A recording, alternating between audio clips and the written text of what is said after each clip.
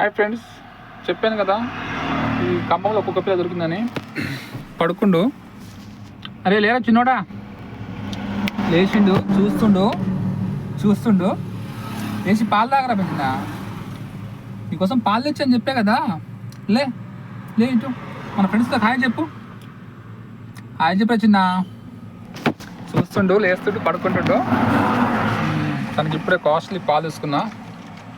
తాగిండు, already సగం తాగిండు, ఇంకొంచెం తాగిండు. ఇదండి మన బండి. ఇది ఈ క్షణం నుంచి ఇందులోనే ఉంటాడు.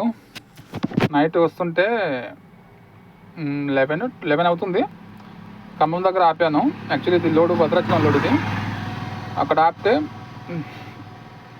జస్ట్ చాయ్ తాదని ఆపితే ఇక ఎక్కడి నుంచి వచ్చిండు నా కాళ్ళ చుట్టూ తిరుగుతుండు.